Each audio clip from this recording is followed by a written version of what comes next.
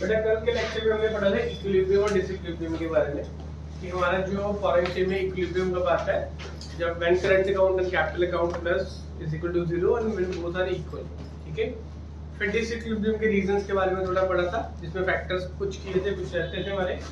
पहले एक पॉइंट है how the disequilibrium can be rectified. बेटा एक चीज समझो, पहली बात equilibrium is a hypothetical state. Equilibrium क्या होती है? हाइपोथेटिकल स्टेट होती है। हम लोग हमेशा कोशिश करते हैं कि हम इक्विलिब्रियम अचीव करें, पर हमेशा इक्विलिब्रियम नहीं रह सकता, क्योंकि इकोनॉमी एक फ्लो है।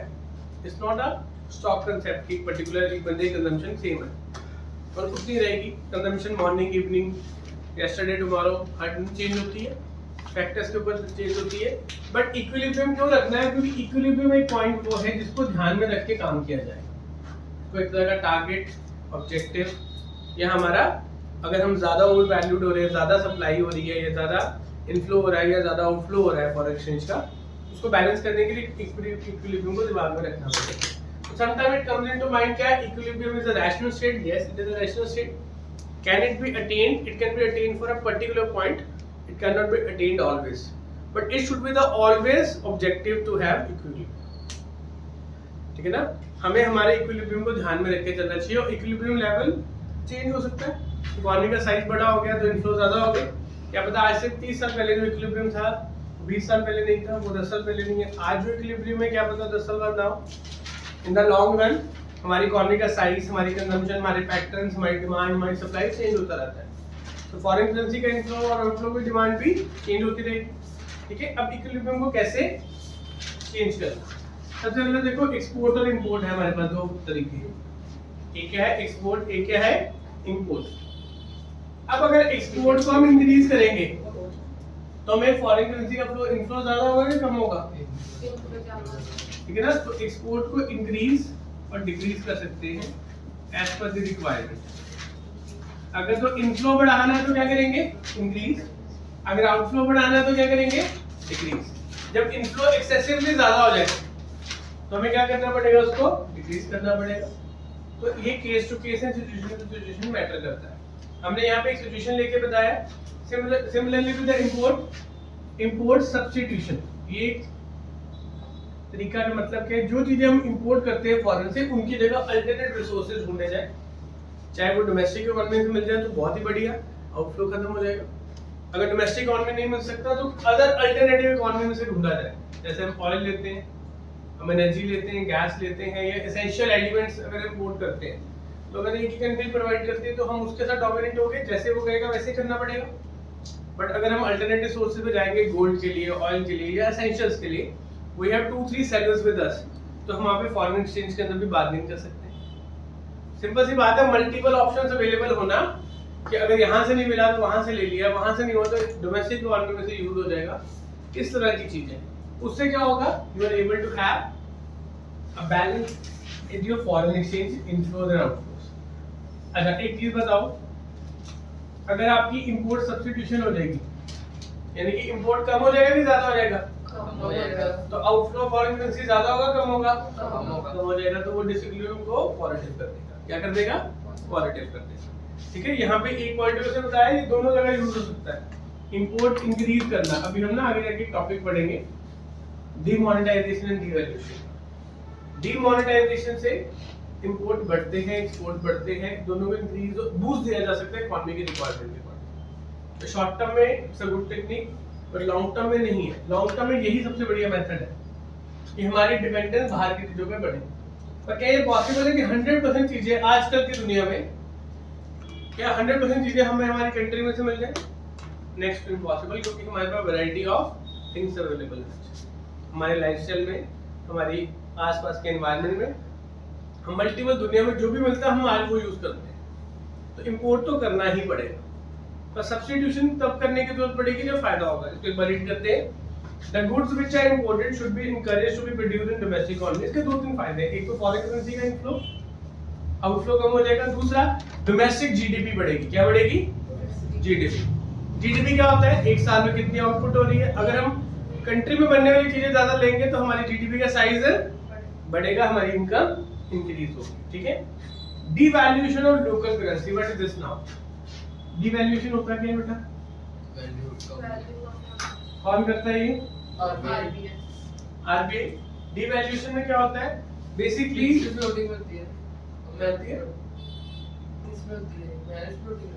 नहीं बेटा, डिवैल्यूएशन तो एक मॉनेटरी पॉलिसी है। कौन सी पॉलिसी है? मनी को लेके पॉलिसी है। हमारी करेंसी की जैसे रिवैल्यूएशन होती है वो मार्केट फोर्सेस पे होता है, करेंसी एप्रिशिएट हो रही है, डेप्रिशिएट हो रही है, हम अपनी करेंसी की फॉरेन मार्केट में खुद ही वैल्यू कम कर देते हैं। जैसे कि एक्सपोर्ट बढ़ा देंगे, $1.85 का हम $1.90 का करते हैं, या हम कहते हैं हमारी डोमेस्टिक करेंसी 5% से कम होगी, तो एक फॉरेन वाले बंदे को पहले $1 में 85 मिल रहा था, अब $1 में लेट्स से 90 मिल रहा है, तो वो ज्यादा चीजें लेके जा पाएगा जब वो एक्सपोर्ट्स कम हो जाए। क्या कम हो जाए? और फॉरेन करेंसी की सप्लाई कम हो जाए, तो उसको सप्लाई को बढ़ाने के लिए सस्ता कर दो सामान बेसिकली अपना, या तो सामान सस्ता करो या जिस पैसे से सामान खरीदा जाता है उस पैसे को सस्ता कर दो। ठीक है, तो devaluation is a technique which is used in order to kick the demand in a short term. फिर इसमें सारा इफेक्ट तो गवर्नमेंट के ऊपर ही पड़ेगा, क्योंकि लॉन्ग टर्म में it's not a good thing, लेकिन अगर आपकी इकोनॉमी को बहुत ज्यादा बूस्ट मिल जाए, जैसे श्रीलंका के साथ क्राइसिस हुए, तो उनको एक चीज करनी पड़ी। सर एक्सपोर्टर के ऊपर तो नहीं इसका कोई इफेक्ट आएगा? एक्सपोर्टर के ऊपर इफेक्ट आएगा, थोड़ा सा आएगा, उसको तो सर अगर वो फॉरेन करेंसी में डील कर रहा है। फिर अगर फॉरेन करेंसी में डील नहीं कर रहा उसको क्या आएगा? और मोस्टली एक्सपोर्टर फायदा भी कहां से कमाता है? जब फॉरेन करेंसी में डील करता है। जौन सा फॉरेन करेंसी में डील करेगा उसको बेनिफिट भी होगा, नुकसान भी होगा।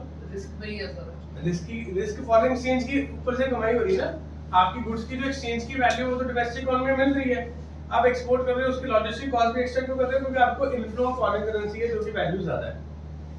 तो short term it's a good भैया इक्विलिब्रियम को ठीक करने के लिए, बट बार बार डिवैल्यूएशन करना हर साल 2 साल 4 साल का, that's not a good thing. China ने इतना एक्सपोर्ट ओरिएंटेशन कैसे बनाई है? डिवैल्यूएशन कर करके बनाई है। वो हर 5 साल 10 साल में अपने युआन को डिवैल्यूएट करता था, चाइना से इंपोर्ट करना और सस्ता हो जाता, ठीक है ना। तो डिपेंडेंस बनाई चाइना ने, क्या बनाई? डिवैल्यूएशन के through dependence on the world बनाई कि हमसे सामान बिके। आज विलिंगली नोइंगली चाहते हुए ना चाहते हुए भी दुनिया में 60 70 50 मतलब अप्रोक्सीमेटली 30 to 35% या 40% चाइना एक्सपोर्ट करता है पूरी दुनिया को सारा प्रोडक्शन सारी चाइना की होती है। बेटा इकोनॉमी तो स्केल अचीव कर ली ना उसने। बेटा पूरी दुनिया में 8 बिलियन लोग हैं, अगर 3 से 4 बिलियन लोगों की खपत एक ही कंट्री से आ रही है तो उसको आउटपुट कितनी हो रही है? उसमें रोजगार सबको मिल रहा है, एम्प्लॉयमेंट जनरेट हो रही है, एम्प्लॉयमेंट से इनकम जनरेट होगी, इनकम जनरेट होने से डिमांड जनरेट होगी, डिमांड से सप्लाई जनरेट होगी, वो इकोनॉमिक साइकिल अच्छा बैठ गया ना उनका।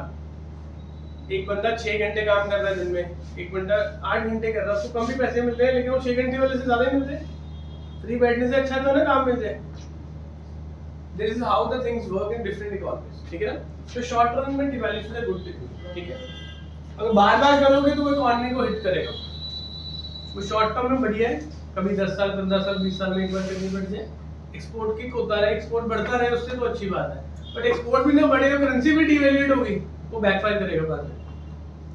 तो आपकी इकोनॉमी भी वीक होगी इंटरनेशनल मार्केट में, आपको और भी नुकसान होगा, ठीक है ना। देखो कितना सिंपल तरीका था, फिएट मनी आने से कितनी कॉम्प्लेक्सिटी बढ़ी, बट एक्सचेंज इजी हुआ, ऑनलाइन हो गया, ट्रांजैक्शन पॉसिबल होगी, जल्दी हो गया, स्पीडी हो गया प्रोसेस। जब ये फिएट मनी नहीं थी, मेटल्स के ऊपर ट्रेड होता था, तब ऐसा कोई चक्कर नहीं था, जितना पैसा है उसको दो और उसको लो, ठीक है।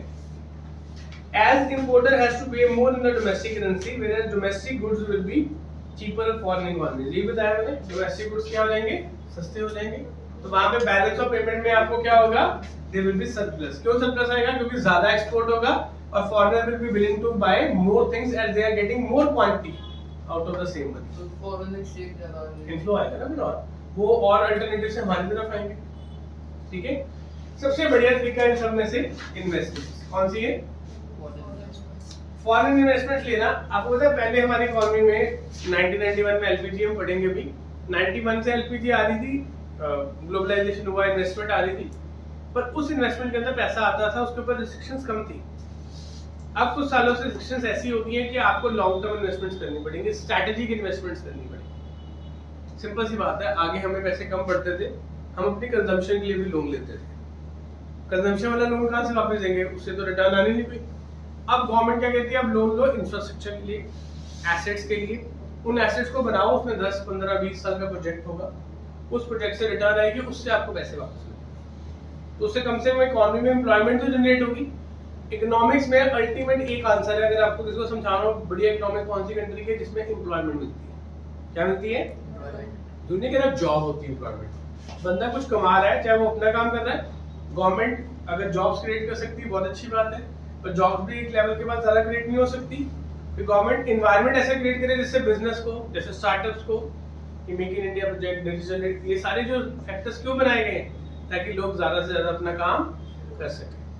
तो लोग पैसा कमा पाएंगे, पैसा कमाएंगे, उससे क्या क्रिएट होगी इकोनॉमी में? डिमांड होगी, और फॉरेन में क्या होगा? एक्सपोर्ट होगा।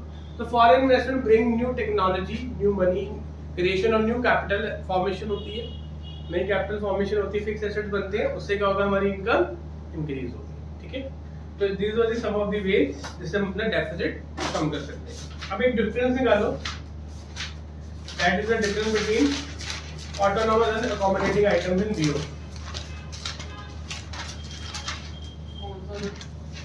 दो बिजनेस